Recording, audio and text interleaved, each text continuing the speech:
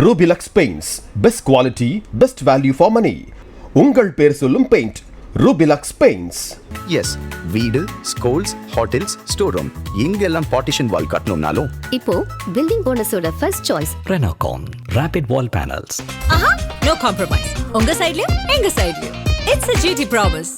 GT Holidays, South India's #1 travel brand. திண்டுக்கல்ல ஒரு இரட்டை படுகொலை நடந்திருக்கு. கணவன் மனைவி படுகொலை செய்யப்பட்டிருக்காங்க. படுகொலை செய்யப்பட்ட ஒரு பேர் வந்து சேசுராஜ். அவருடைய இரண்டாவது மனைவி ஞான தீபிகா. இவர்கள் இருவரும் தான் படுகொலை செய்யப்பட்டாங்க. மாயாண்டி ஜோசப் நல்லவர் என்ற வார்த்தைக்கே நம்ம சொல்லணும், சேசுராஜ் நல்லவர் என்ற வார்த்தைக்கே நம்ம சொல்லணும். இருவருமே படுகொலை செய்யப்படுற அளவுக்கு போறாங்க அப்படின்னா அப்போ அவங்க எப்படிப்பட்ட நபர்களாக இருப்பாங்க? 8ஆம் தேதி படுகொலை செய்யப்பட்ட சேசுராஜ் வந்து அவங்க ஊரில் இருக்க ஒரு சர்ச்சில் வந்து ஒரு நிர்வாகியாக ஒரு பொறுப்பில் இருந்திருக்காரு. இந்த திருவிழாவெல்லாம் எடுத்து நடத்தியிருக்காரு. அதோட கணக்கு வழக்கு கேட்கும்போது இவர் மேலே ஒரு பல குற்றச்சாட்டுகளை வந்து இந்த மாயாண்டி ஜோசப்ன்றவர் வந்து சேசுராஜ் மேலே அந்த குற்றச்சாட்டை வச்சுருக்காரு. அந்த மாயாண்டி ஜோசப் வச்ச குற்றச்சாட்டுனா இவரோட அந்த நிர்வாகி பதவி வந்து பறிபோயிடுது. பறிபோனதுக்கு பிறகு வந்து 2024ஆம் ஆண்டு மே 22, 23 சரியான அந்த நேரத்தில் என்ன பண்ணுறாங்க, ஒரு டாஸ்மாக் பாருக்கு பக்கத்துலேயே வந்து படுகொலை செய்கிறாங்க.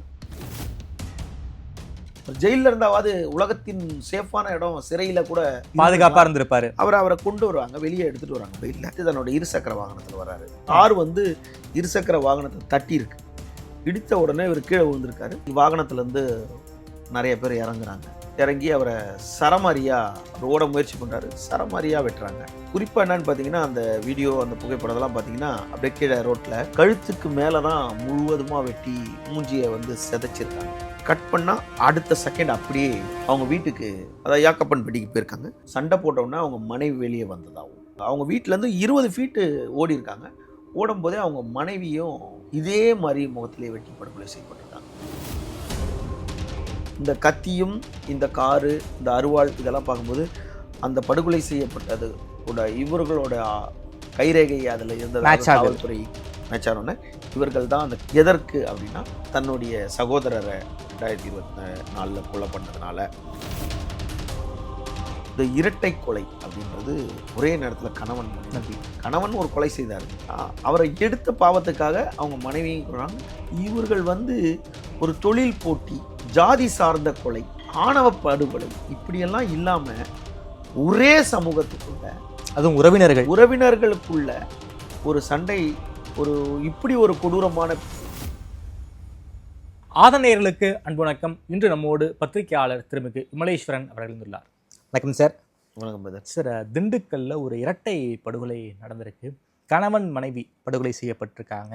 படுகொலை செய்யப்பட்டவர் சிறையிலிருந்து ஜாமீனில் வெளியே வந்திருக்காரு.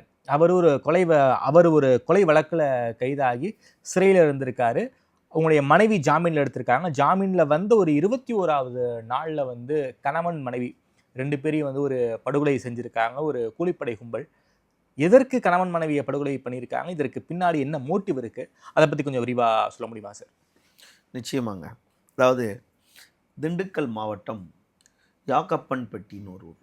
அங்கே வந்து படுகொலை செய்யப்பட்ட ஒரு பேர் வந்து சேசுராஜ் அப்படின்னு அங்கே வழக்கமாக கூப்பிடுறோம். அவருக்கு 41 வயது.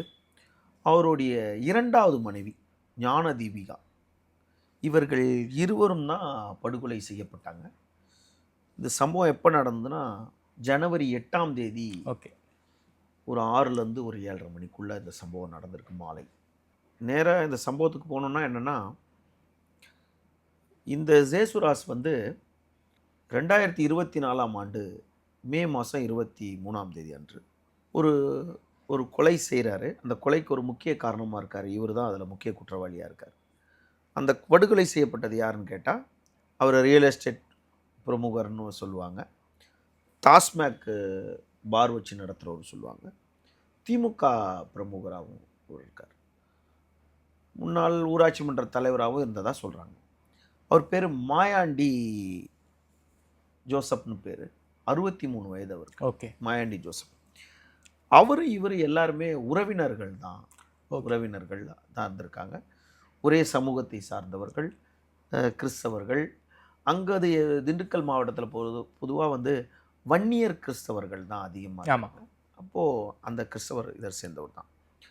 அப்போது வந்து இப்போது 8ஆம் தேதி படுகொலை செய்யப்பட்ட சேசுராஜ் வந்து அவங்க ஊரில் இருக்க ஒரு சர்ச்சில் வந்து ஒரு நிர்வாகியாக ஒரு பொறுப்பில் இருந்திருக்காரு. இந்த திருவிழாவெல்லாம் எடுத்து நடத்தியிருக்காரு. அதோட கணக்கு வழக்கு கேட்கும்போது இவர் மேலே ஒரு பல குற்றச்சாட்டுகளை வந்து இந்த மாயாண்டி ஜோசப்ன்றவர் வந்து சேசுராஜ் மேலே அந்த குற்றச்சாட்டை வச்சுருக்காரு. அந்த குற்றச்சாட்டு உண்மையா பொய்யா, அது நிரூபணமா, இதெல்லாம் வந்து அதுக்குள்ளே போகல.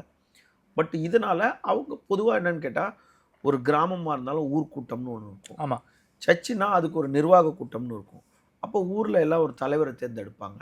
இப்படிலாம் அந்த சர்ச்சுக்கு ஒரு நிர்வாகியாக போடும்போது என்ன ஆகிடுது, அந்த இவர் அந்த மாயாண்டி ஜோசப் வச்ச குற்றச்சாட்டுனால இவரோட அந்த நிர்வாகி பதவி வந்து பறி போயிடுது.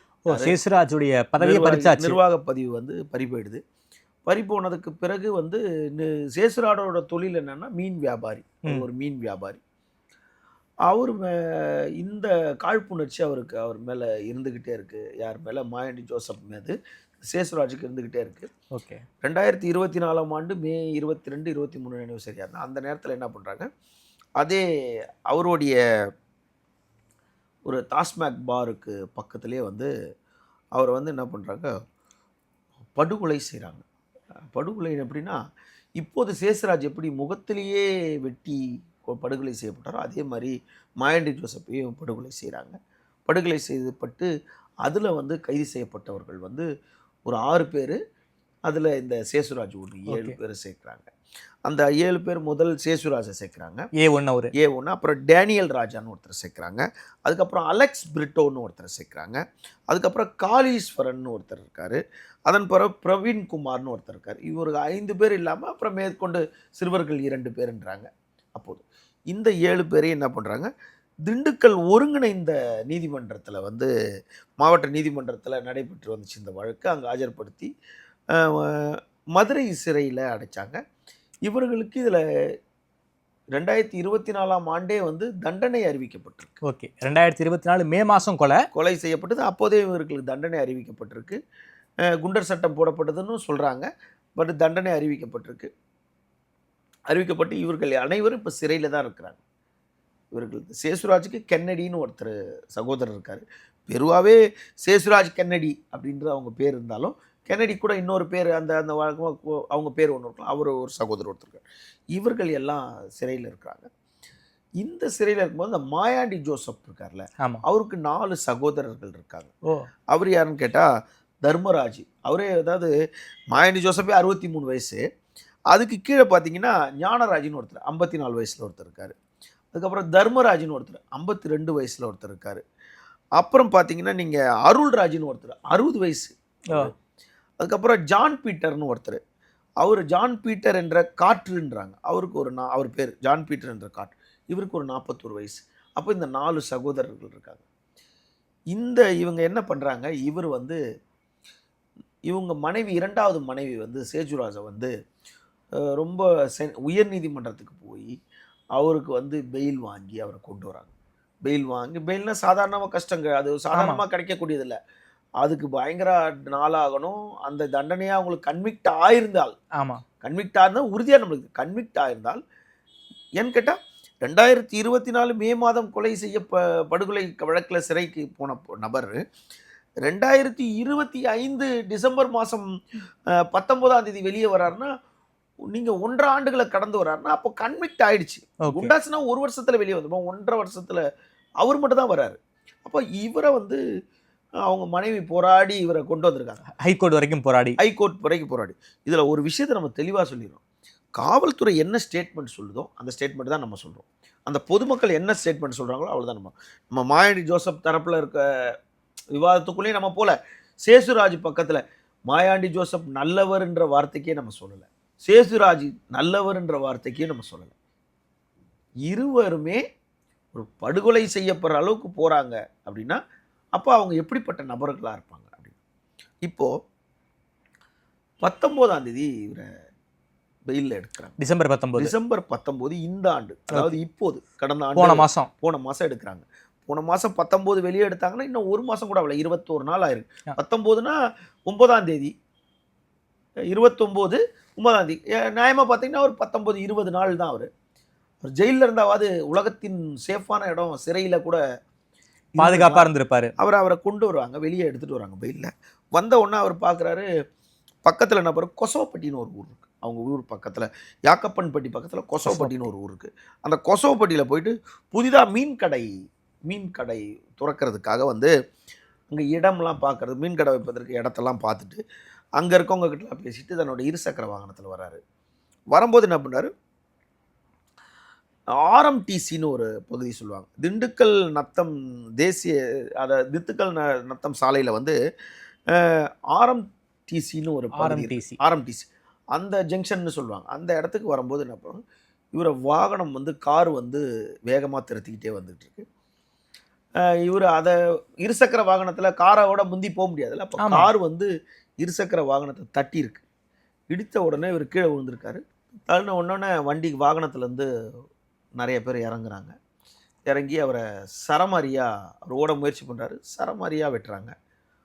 குறிப்பாக என்னன்னு பார்த்தீங்கன்னா, அந்த வீடியோ அந்த புகைப்படத்தெல்லாம் பார்த்தீங்கன்னா அப்படியே கீழே ரோட்டில் கழுத்துக்கு மேலே தான் முழுவதுமாக வெட்டி மூஞ்சியை வந்து சிதைச்சிருக்காங்க. கழுத்துக்கு மேலே தான், கழுத்துக்கு மேலே. ஆமாம், உடலுக்கு கீழே பெருசாக காயங்கள் எதுவும் தெரியல அந்த வீடியோ புகைப்படத்தில். இது வந்து ஒரு 6லேருந்து 7 மணிக்குள்ளே இந்த சம்பவம் நடந்திருக்கு. கட் பண்ணால் அடுத்த செகண்ட் அப்படியே அவங்க வீட்டுக்கு, அதாவது யாக்கப்பன்பட்டிக்கு போயிருக்காங்க.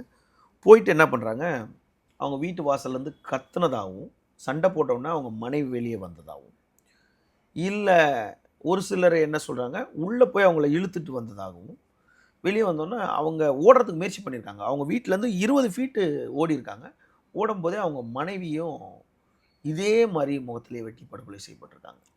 அப்போ பண்ணும்போது என்ன பண்ணுவாங்க, அவங்க பையன் வந்து தடுத்திருக்கார். யார், இவருடைய அந்த சேசுராஜோட மகனும் அவங்க உறவினர் பொண்ணு, ஒரு பொண்ணு, இருவரும் தட்டிருக்காங்க. அவர்களுக்கும் காயங்கள், வெட்டு காயங்கள் ஏற்பட்டிருக்கு.